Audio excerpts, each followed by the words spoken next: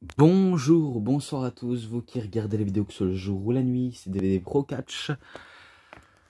Maintenant, vu comment j'ai passé les deux PPV annuels de 2013, même si je sais qu'en PPV il m'en manque pas mal. Ça, bien sûr, je vais vous dire les titres, hein. Si je veux, je peux le dire directement. Surtout même du côté de 2012, donc il me manque Elimination Chamber 2012, mais dans 2013 il me manque Extreme Rules, Payback, Money in the Bank, Night of Champions, Battleground et Hell in a Cell, si je crois bien, si mes calculs sont bons, enfin, si mes mémoires de PPV sont très bons.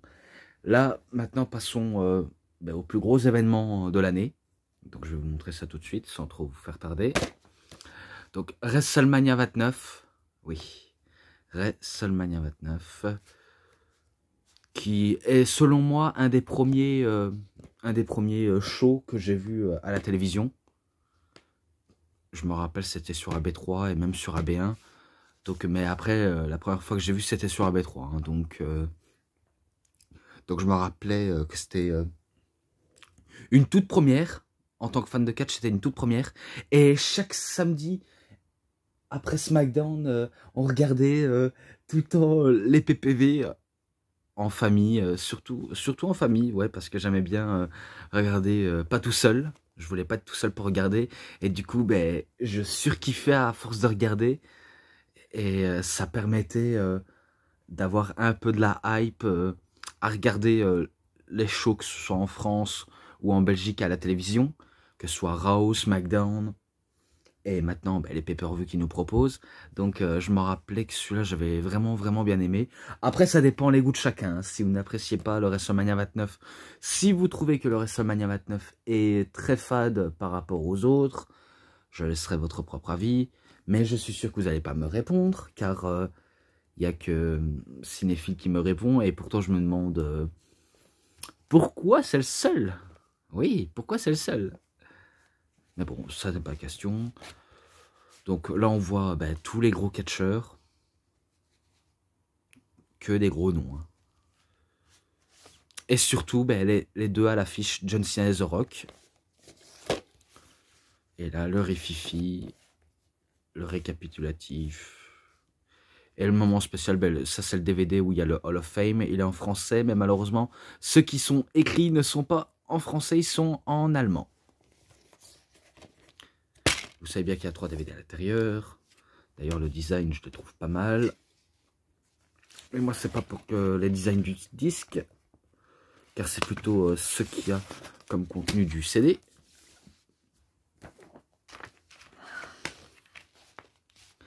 Donc oui, ça spoil. Je vous dis, ça spoil directement dans ce DVD. The Rock était le champion. Il perd face à John Cena pour la première fois. Et que John Cena arrive à le battre The Rock pour la toute première fois. Et que c'est à ce moment-là où ils vont enterrer la hache de guerre. You Can See Me de John Cena sur The Rock. Le Rock Bottom sur The Rock. Enfin, le Rock Bottom sur John Cena de la part de The Rock. Mais moi, je vais plutôt me concentrer en bonus tout d'abord dans le deuxième DVD. Ouais. Dans le deuxième DVD. Attendez, voilà. Voilà le deuxième DVD. Bon, il y a le match, mais ça, je vais citer ça plus tard. WrestleMania 29 post-show. Ah ouais, ça, je me rappelle, c'était un genre de kick-off qu'on voit actuellement même sur YouTube. On va dire quand un show débute, vous allez sur leur chaîne YouTube, et il n'y a que les membres du panel qui ne font que parler. Ça, je me rappelle très bien de ces moments comme ça. Donc, c'est pas si intéressant que ça, malheureusement. Mais on passe directement au Hall of Fame. Donc, tout d'abord, c'est une partie du Hall of Fame pour le DVD 2. Donc, Mick Foley qui se fait introniser. Il a parlé de tout et de rien par rapport à sa carrière. Il a notamment parlé des moments fun à la WWE. Il a aussi dit qu'il a pas mal en chié pour en arriver là où il en est aujourd'hui. Ce qui est un peu vrai. Et que maintenant, il sait que ce n'est plus un un catcheur confirmé. Maintenant, c'est un catcheur accompli et qu'il n'a plus besoin de catcher pour grand chose, vu comment il laisse la place aux autres. Donc, il a un speech vraiment énorme dans ce Hall of Fame, comme la plupart des Hall of Fame le font. Mais il faut dire que Mick Foley, il a un speech tellement énorme, énormissime, que je peux pas tous vous les citer ce qu'il a dit. Bon, pour le DVD 3, Trish Stratus qui se fait introniser par Lita, si je crois bien. Ouais, je crois qu'elle se fait introniser par Lita. Meilleur ami, meilleur pires ennemis. Et que l'année prochaine, en 2014, c'est Trish Stratus qui va introniser Lita. Donc là, c'est Lita qui a introduit Trish Stratus, et en 2014, c'est Trish Stratus qui a introduit Lita. Voilà. Elle a aussi parlé les beaux moments de sa carrière, notamment ses meilleurs matchs, notamment face à Lita, justement. Bon, sinon, rien de spécial, elle parle de ses exploits. Booker T, lui, se fait introniser par Stevie Ray. Peut-être qu'ils sont réellement frères dans la vraie vie, mais qu'ils ont tous les deux formé The Harlem Heat à la WCW. Donc oui, il se fait introniser lui aussi. Il n'y a pas grand-chose à dire, si ce n'est qu'il parle aussi de ses exploits. Faut dire, la plupart des catcheurs qui se font introniser parlent de leurs exploits, de leur grand soir, de tout ce qu'ils ont pu accomplir et que maintenant, ils sont des légendes. Vraiment des légendes.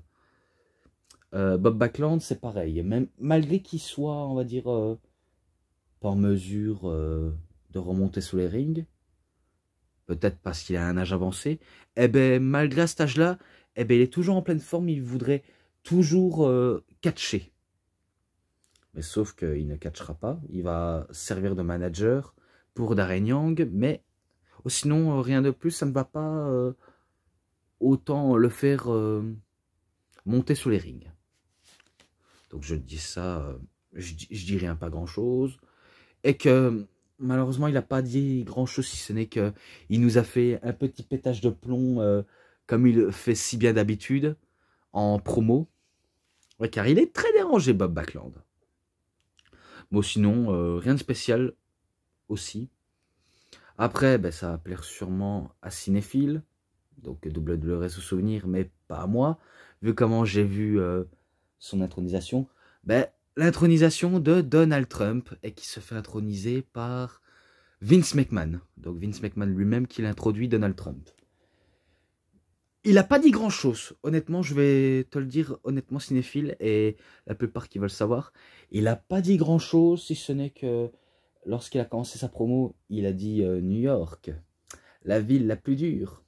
En gros, le public sont très très durs par rapport aux critiques. Donc, il ne se laisse pas cerner facilement. Et qu'il n'a pas dit grand-chose, il a juste remercié les McMahon, notamment Vince, Linda, Shane, Stephanie. Et après, ben, il a fait montrer sa famille, Melania, Donald Trump Jr. Et la plupart de ses enfants. Je sais bien qu'ils étaient présents, mais sinon, il s'est fait introniser, mais sinon, il n'a rien dit, mais rien dit de spécial. C'est tout ce que je sais dans sa petite promo. Et là, on passe au plus grand de tous les temps. Bruno Sammartino. Donc, faut dire, lui qui voudrait être intronisé depuis tellement d'années, il a enfin obtenu son intronisation, malgré qu'il se faisait pas mal vieux, car il avait plus, je vais le dire en toute honnêteté et sympathie, même s'il se faisait vieux et qu'il commençait à n'avoir plus de cheveux, parce que il était chauve à cette période-là, et qu'il commençait, comme j'ai dit, à se faire vieux, hein, mais ça fait 2 fois que je dis ça. Mais bon, un des anciens avoir été le plus long règne en termes de championnat WWE. Hein. Et franchement, je pense pas qu'il y en a qui va l'introniser. Enfin, qui va le détroniser de ce règne. Donc, je vois mal les catcheurs d'aujourd'hui battre ce record, même si on pourra me dire, ouais, c'est peut-être Roman Reigns, vu comment Il s'approche des 1000 jours. Alors, possible, mais est-ce que ça va durer 7 ans? Parce que Bruno Sammartino, lui, là, si j'ai bien vu le palmarès, il a été champion pendant 7 ans. Et après, le chiffre, oh purée, qu'est-ce qu'il est énorme. Qu'est-ce qu'il est énorme, j'ai même pas pris le temps de voir le chiffre, mais en tout cas, ça a été l'un des plus grands champions de son époque. Et que se faire introniser, ben, il le mérite. Et j'en ai vite fini avec ça. Voilà. Maintenant, ben, on passe au show de WrestleMania 29. Voilà. Alors, si je crois bien, le gouverneur Christie chante American of the Beautiful au MetLife Stadium. Donc voilà, c'est encore l'introduction pour WrestleMania, comme à son habitude. Et on passe directement au premier match. Ah non, non, non, attendez. Attendez. Ouais, il faut que je recommence, Attendez, je vais un petit peu couper. Ouais, comme je disais, j'allais recommencer. Ouais, en gros, pour le post-match de ce WrestleMania 29, je vais vous présenter, c'est là, on va dire le premier match, mais sauf qui ne figure pas dans la carte principale, mais c'est plutôt en bonus. Donc match pour le titre intercontinental, Le Miz contre Wade Barrett. Et c'était le 7 avril 2013. Voilà. Et le champion, c'était Wade Barrett. Je sais plus s'il avait battu Kofi Kingston ou Le Miz, peut-être. Mais je me rappelle qu'il était champion. Et que Le Miz, lui, il souhaite se capturer le titre. Et spoiler, il va le faire. Si je crois bien, il arrive à le faire abandonner avec un figure 4 leg lock. Ouais, le figure 4 que faisait Ric Flair. Donc peut-être qu'il arrive à le faire abandonner. Ou un Skull Crushing Finale, mais c'est victoire de The Miz. Donc voilà, ce match-là, 3,20. Et là, maintenant, pas besoin de recommencer. Là, la carte principale, donc comme j'ai dit, le gouverneur Christier. Enfin, faut dire en version allemande, j'ai un peu du mal à... On va dire Christier, qui chante American of the Beautiful. Et pour la carte principale, un match à 6. Le Shield, pas besoin de vous les présenter, face à Randy Orton, Sheamus et le Big Show. Un match, et l'issue de ce match que je connais, même si du côté de Orton, Sheamus et Big Show, ils étaient prêts à battre le Shield, mais c'est pas assez convaincant. Malheureusement, c'est pas convaincant. Autant faire gagner les petits genoux. Et que à ce moment-là, je croyais que la hype autour de Randy Orton était partie en 2013, vu comment il faisait des matchs un peu... Bref, il essaie de sortir le meilleur de lui-même, mais il faut dire que c'est pas assez convaincant. Donc c'est là où on s'est dit, ça y est, c'est fini, l'ère d'Orton est terminée. Et pour cette année 2013, c'est loin d'être fini pour Randy Orton. Mais vraiment loin. Tandis que Sheamus, il va pas mal galérer, il va tenter le tout pour le tout, mais il va quand même galérer. Tandis que le Big Show, lui, va faire face turn et heel turn par-ci par-là. C'est pas pour rien que je l'appelle Jean-Michel heel turn ou Jean-Michel face turn ou Jean-Michel Twinners. Donc c'est pas pour rien qu'il se fait appeler comme ça.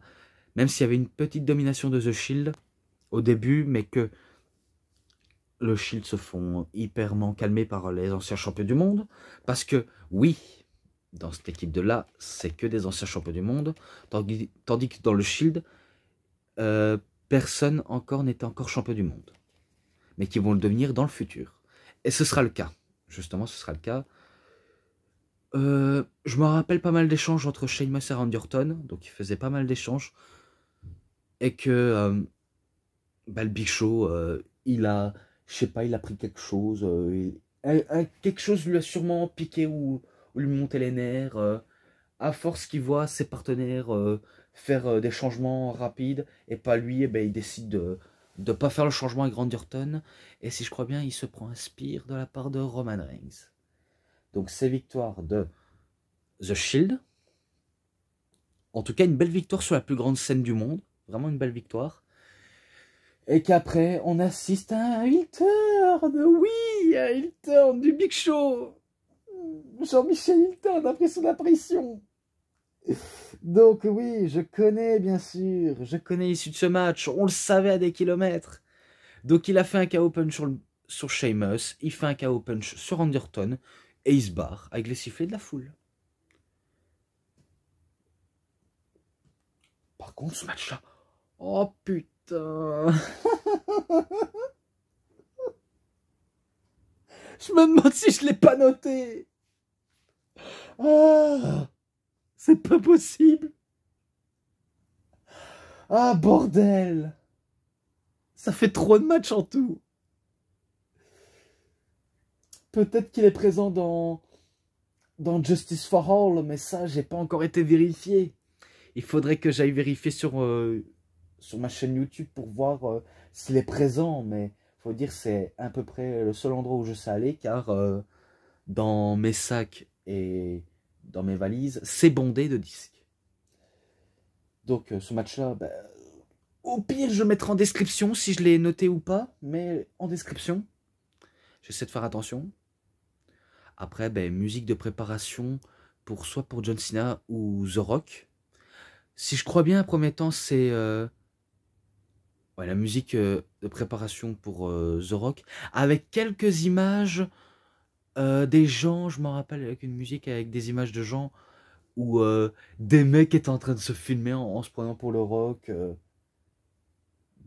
Ouais, donc ça, je me rappelle très bien de ça. Voilà. Match normal entre Mark Henry et Ryback. Vu comment les deux hommes n'arrêtaient pas de se lancer des défis pour voir qui est le plus fort du monde. Par exemple, on sait que Mark Henry, c'est l'un des hommes les plus forts du monde. Tandis que Ryback, malgré qu'il est affamé et qu'il en veut toujours plus, veut prouver que lui aussi, il peut être l'homme le plus fort du monde. Donc, je m'en rappelais des défis, concours de développé couché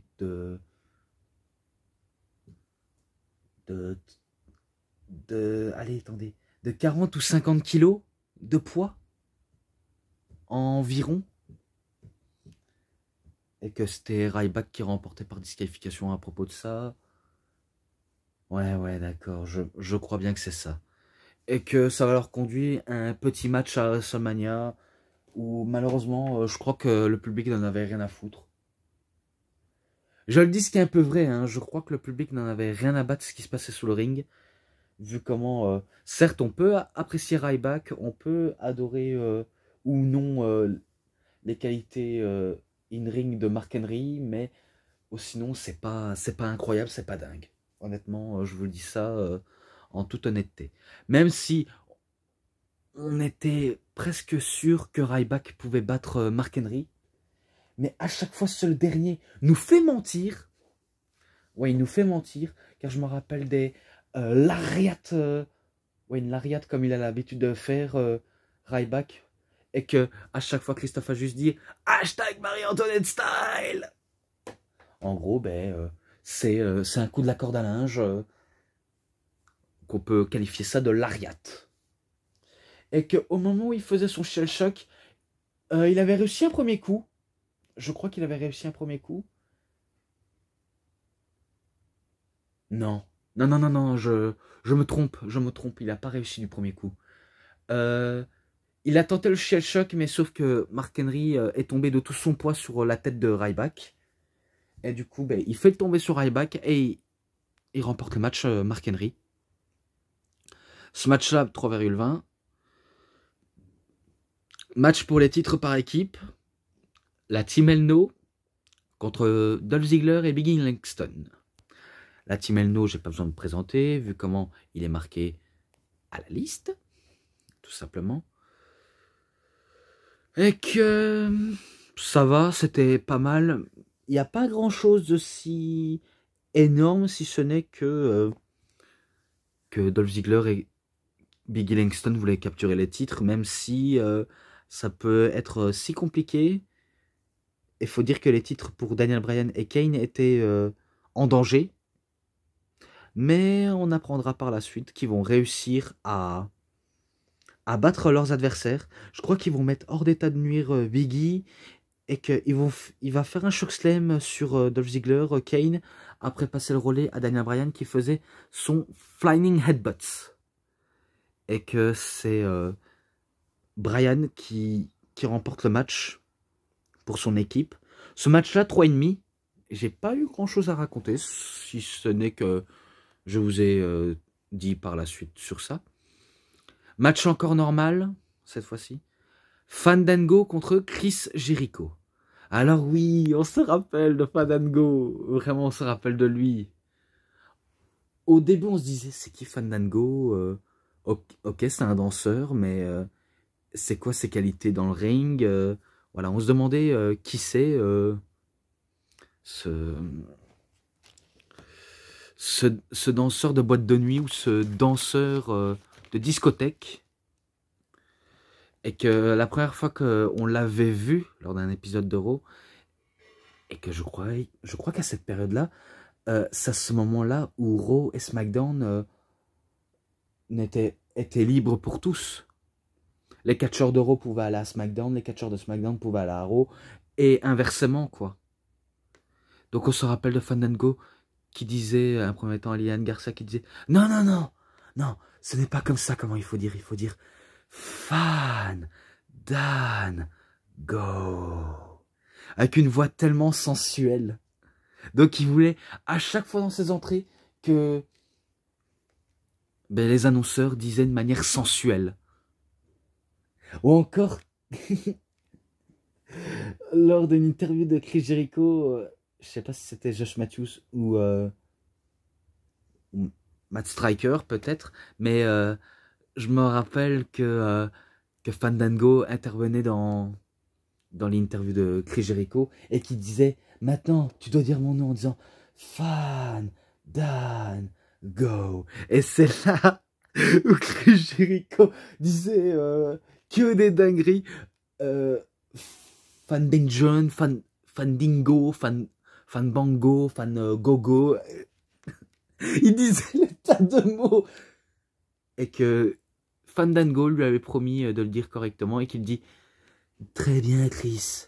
Tu vas le regretter d'avoir mal prononcé mon nom. » Bref, donc ça va leur conduire à WrestleMania. Et là, on se dit « C'est peut-être l'heure de Fandango de briller. Hein. » Et évidemment, il va briller. Car si je crois bien, c'est lors de WrestleMania qu'il fait son tout premier match. Avant, Fandango se faisait appeler Johnny Curtis. Donc c'était un catcheur qui essaie d'être drôle, mais que il n'y a pas beaucoup de charisme si ce n'est qu'il est drôle, mais sinon ça n'avançait pas. Tandis que Fandango, ça a été l'une de ses hobbies qui permet aux fans de s'amuser à accrocher avec ce personnage, notamment avec les ta-da, ta-ta-ta-da-da-da-da-da. Ça, je me rappelle dans le public. Putain, ils ont pris à part, vraiment. Il a été incroyable, ce coup-là. Et que ça matchait très bien. Ou encore, je sais que Fandango, il est maintenant chez Impact Wrestling. Ouais, il est chez Impact. Mais je ne sais plus son blaze. Malheureusement, je ne sais plus son blaze. Et qu'il fait son entrée avec les danseuses, surtout Summer Rae. Donc il fait son incroyable entrée digne de WrestleMania Moment.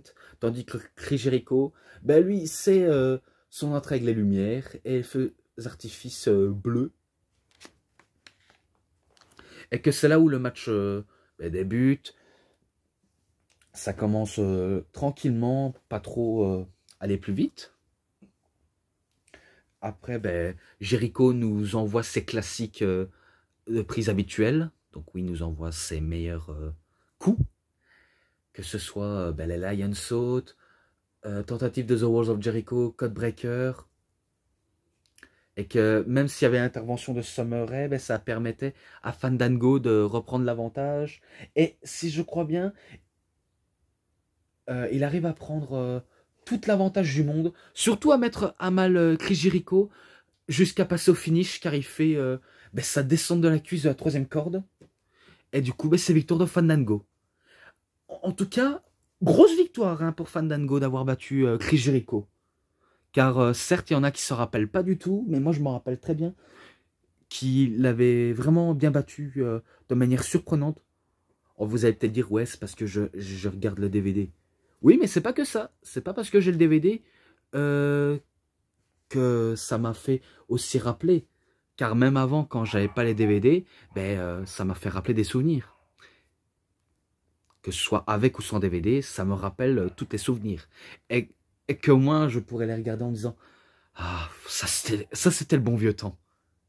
Parce qu'à chaque fois, quand je regardais des DVD, je me disais, qu'est-ce que c'était bon avant. À chaque fois, hein, je me disais tout le temps ça. Ensuite, ben, la vignette de John Cena. Bien sûr, c'est avec une musique qui était hyper motivante. On voit dans le clip que John Cena se motive, qui veut être prêt pour son match face à The Rock. Comme The Rock est déjà prêt, comme à son habitude. Voilà, tout simplement. Après, ben, Sean Daddy, comme ça. Ouais, donc lui aussi, il nous fait son show, un peu comme le gouverneur Chris Christie, en chantant And coming home, coming home. Et en plus avec l'accompagnement de l'instru dans Rocky. Je me rappelais que c'était ça au début, après c'était Coming Home. Jusqu'à passer ben, au match pour le championnat du monde poids lourd, normal. Et que Alberto Del Rio, il affronte Jack Swagger. Oui, je le dis directement. On va dire que dans la storyline, ça résume ben, que Alberto Del Rio, vu comment il s'est un peu ouvert dans le côté du peuple, vu comment maintenant il est gentil, il essaie de s'identifier et à prouver que malgré qu'il a fait des erreurs sur le sol américain, que ce soit dans la vie de tous les jours, au Mexique ou ailleurs, eh ben, il veut prouver que malgré qu'il est champion, il peut aussi éveiller un rêve américain et qu'il veut poursuivre la voie aux latinos qui veulent tenter leur chance aux États-Unis pour gagner leur vie. Et là, il y avait l'intervention de Zeb Colter d'Espé qui intervenait dans les promos en disant que les Mexicains représentent ce qui ne va pas en Amérique, qui représentent la corruption, qui fument de la dope, ou encore qui créent de la délinquance et qui sont en train de pourrir l'Amérique. Donc ça, c'est le côté patriotique de Zeb Colter, comme Jack Swagger. Et que je me rappelle, ben, pour se venger, et aussi aux propos déplacés de Zeb Colter et Jack Swagger, eh ben, Alberto Del Rio et Ricardo Rodriguez ont dû ben, s'habiller comme Zeb Colter et Jack Swagger en se moquant ouvertement d'eux et en jugeant que leurs propos étaient déplacés. Donc ça va leur conduire le match à WrestleMania. Malgré qu'on peut se dire que ce match n'était pas si dingue que ça, je suis un petit peu d'accord, c'est pas grandiose, c'est pas très grandiose, mais ils essayent tout de même. Et que Jack Swagger, vu comment lui, il veut récupérer le titre qu'il avait déjà capturé, mais que, honnêtement, je vais vous dire, c'est trop tard pour Swagger de capturer ce titre. Je le dis pas parce que je n'aime pas Swagger, hein, je le dis ça parce que c'est un peu vrai, car il ne va pas le capturer, ce sera trop tard, et que depuis pas mal de temps, ben, c'est mid-card for life, et que tout ce que je peux dire, ben, c'est victoire de Alberto Del Rio avec le Cross-Arm Breaker, le Jujikatame, voilà, tout simplement. Par contre, je sais pas si je l'ai dit... Oh putain, je sais pas si je l'ai dit les matchs, mais ce match-là, ben, 3,5, ce match-là aussi. Et ce match-là, allez, je mets un 3,40. Voilà, je l'ai dit en retard, mais au moins je rattrape mon retard. Et là, ben, un des matchs que j'ai apprécié dans ce WrestleMania 29, en tout cas l'un des meilleurs matchs aussi, l'Undertaker contre CM Punk.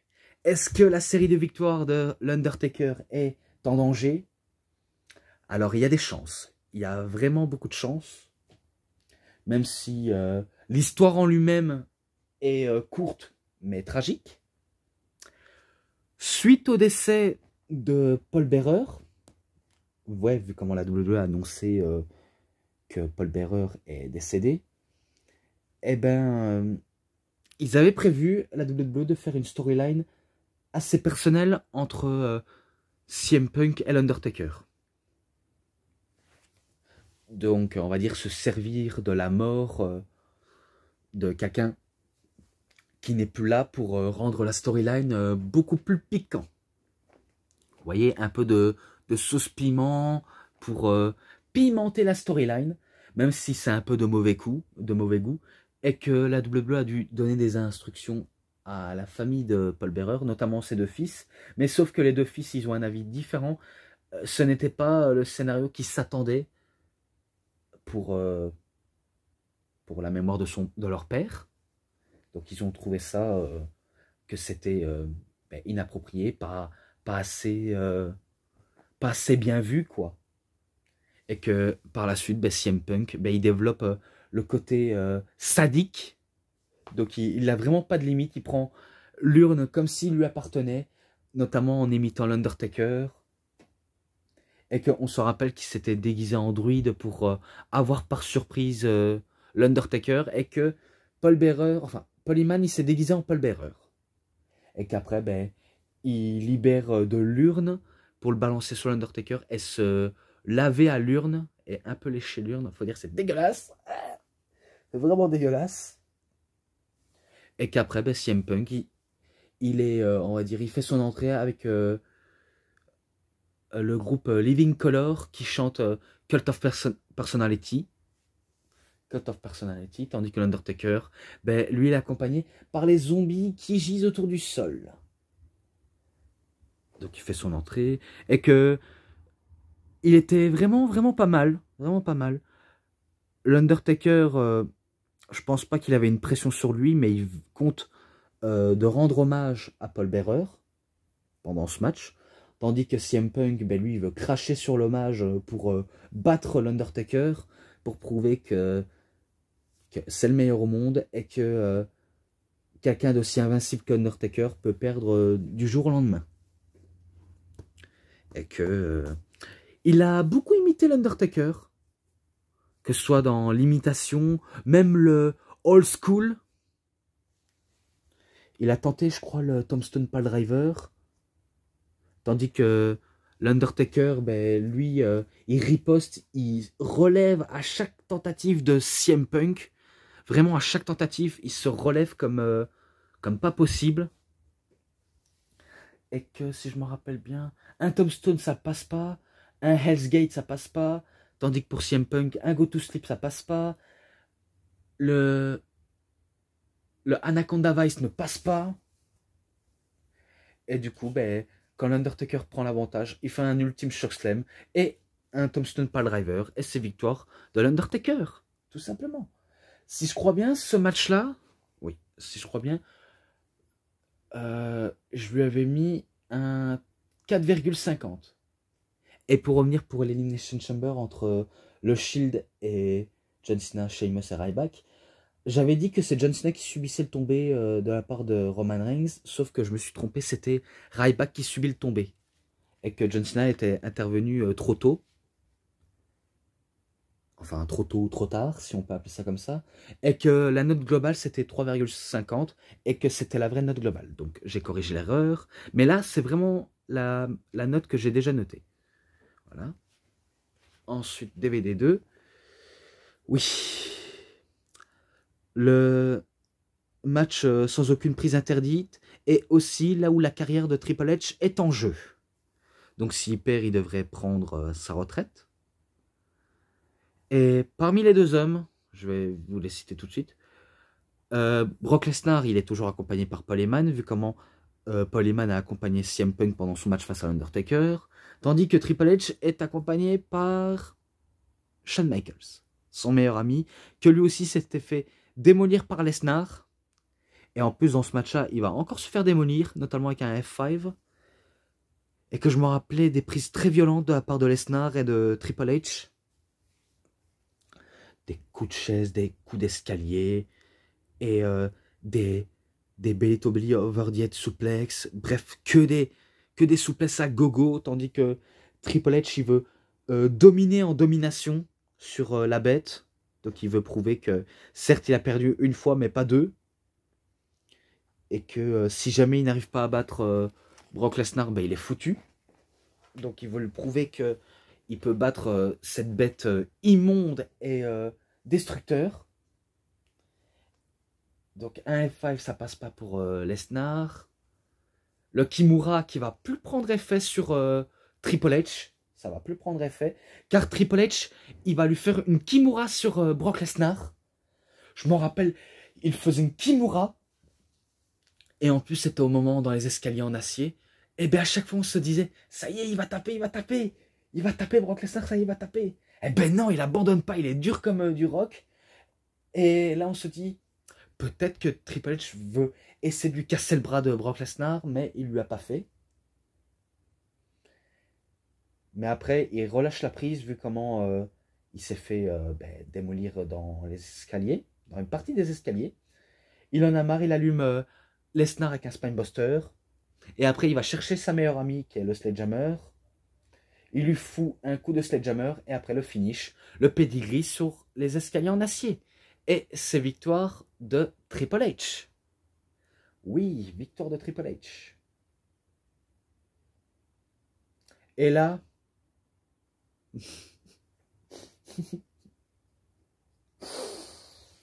je crois que c'est un match que je t'ai déjà noté.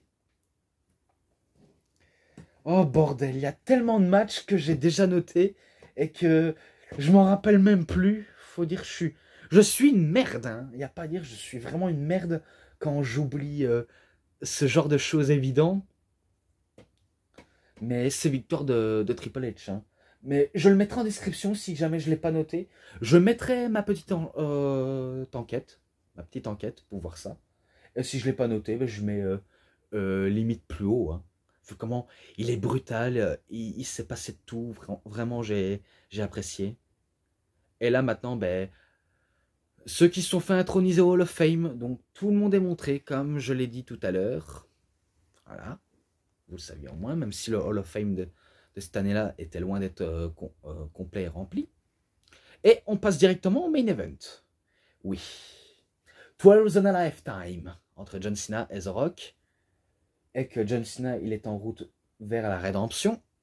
Tandis que The Rock, lui, veut profiter pleinement de son règne de champion. Malgré qu'il n'est toujours pas là. Donc oui, l'histoire remonte à WrestleMania 28 quand John Cena a perdu et que je me rappelle du petit clip très émouvant. Donc c'est là où il y avait aussi dans cette storyline John Cena est en plein divorce ou encore il s'était fait démolir par Lesnar, il s'était fait aussi démolir par le Big Show, il s'était fait prendre par surprise par CM Punk ou encore kické par Dolph Ziggler jusqu'à ce qu'il arrive au Rumble. Il remporte ce foutu Rumble et il va dans le main event. Et là, on passe aussi au niveau de The Rock. Lui qui est issu de famille de catcheurs, lui qui est de la 3e génération. Et qu'il a, on va dire, bâti sa carrière avec ses larmes, sa sueur, son sang, sa salive même. Et qu'il nous présente le titre si bien convoité, le titre de la WWE, fraîchement redesigné.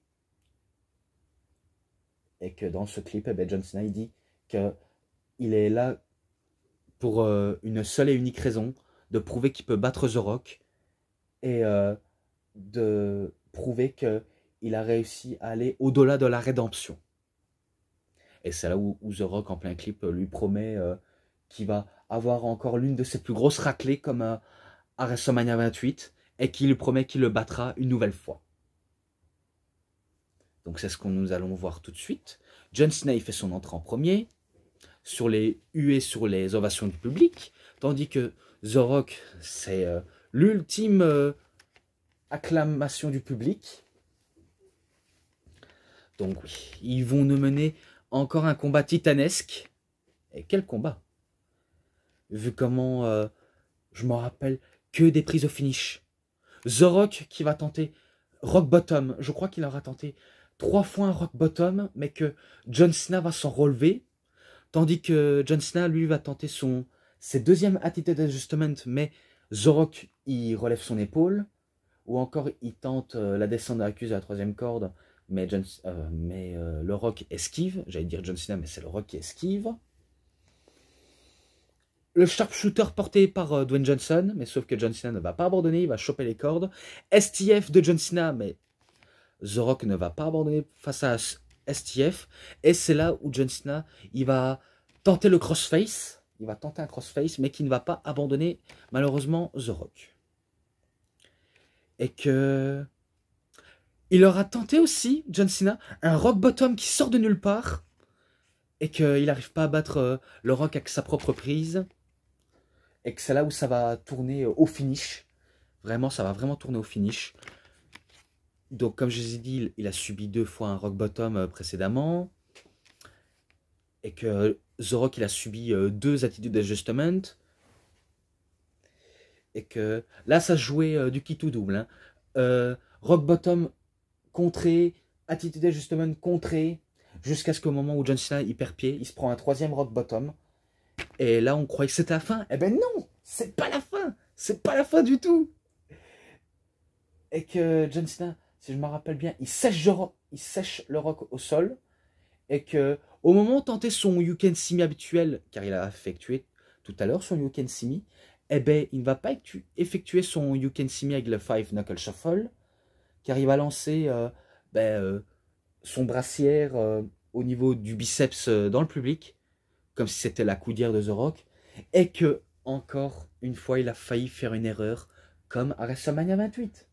Donc, il essaie de tenter le People's Elbow, mais il a vu The Rock qui se relevait, et il a dit « Hé, je t'ai vu, tu n'as pas su me voir à ce point-là. » Et après, ça se jouait encore sur tentative de Rock Bottom, tentative de Attitude Adjustment, et c'est au moment où le Rock, il allait tenter son Attitude Adjustment, enfin, le Rock allait tenter son Attitude Adjustment, non, lui c'est le Samoan Drop, c'est là où le Rock, je vais le dire clairement, a tenté de faire son Rock Bottom, mais il se fait encore contrer, et il se prend un ultime Attitude Adjustment, et c'est là où John Cena, il bat pour la première fois The Rock, et ça met fin à leur rivalité qui a eu lieu il y a 3 ans, parce que la première fois qu'ils s'étaient rencontrés, c'était lors... enfin, la première rivalité qui a eu lieu, c'était en 2011, vu comment le Rock allait être le guest host de WrestleMania 27, et qu'il a fait son Rock Bottom sur John Cena, et qu'après ça leur menait à WrestleMania 28, où c'était victoire de The Rock, et maintenant c'est victoire de John Cena. Donc maintenant, vous le saviez, j'ai pas besoin de vous en dire plus sur la rivalité, et qu'on était passé de Once in a Lifetime à 12 in a Lifetime. Donc c'est là où John Cena il capture le titre, et qu'après à la fin il serre la main de The Rock, il prend dans ses bras aussi, et que c'est là où ils mettent fin à leur rivalité. Et après, un peu plus tard, eh ben, John Cena il va s'excuser auprès de The Rock, car il a parlé de bête sur The Rock, en disant que The Rock était un vendu, qu'il a trahi le catch pour Hollywood. Mais bien sûr, John Cena était encore jeune, encore pas assez attentif. Intelligent aussi, il l'est, mais il n'était pas assez attentif et il ne visualisait pas la chose. Et que maintenant, ben, il a compris, quoi. Il a compris. Et que, en même temps, on peut dire que ça a été bénéfique pour les deux. Car s'il avait peut-être pas dit ça, John Cena, eh ben, il n'aurait jamais l'occasion d'affronter The Rock. Et The Rock n'aurait sûrement pas dû être aucune raison de rester à la WWE. Il aurait encore resté à Hollywood en train de faire des films de qualité et qui rapportent gros. Tandis que John Cena, ben, lui, il aurait mené une rivalité plutôt fade face à n'importe qui. Mais heureusement, ça a été bénéfique pour lui et pour The Rock. Et maintenant, attendons voir, oui, attendons voir le petit match entre The Rock et Roman Reigns à WrestleMania 39, version Hollywood. Je pense qu'ils vont encore faire mieux. Et ça, c'est le souhait de la WWE. J'espère qu'ils vont faire mieux. Mais bon. pour ce match-là, je crois que je lui avais mis un 4,5. Je lui ai mis un 4,5. Et qu'après, ils sont rejoints dans l'entrée, tout simplement. Et voilà. Voilà ce que j'ai dit sur WrestleMania 29. Donc, j'espère que ça vous aura vraiment bien plu. Après, peut-être pas que vous avez adoré ce Mania-là. Mais moi, je me rappelle qu'il m'a vraiment bien plu. Car c'est un des WrestleMania que j'ai vu à la télévision. Parmi les autres. Car les autres, ils étaient que 100% DVD. Et que j'ai adoré. Hein. Peu importe vos goûts, j'ai adoré. Personnellement, c'est un de mes WrestleMania que j'ai adoré. Voilà, je le dis clairement, je n'ai pas honte. Même si vous direz que je ne suis pas assez objectif. Mais je vous promets que j'ai adoré. Voilà. Donc, pour ce qui est les matchs, les bonus, les scènements et promos, parce qu'il y a eu des scènements et promos aussi. Les scènements promos. Et l'ensemble, bien sûr, et l'ensemble. Vu comment il était pas mal, vu comment il était vraiment pas mal ce Mania-là.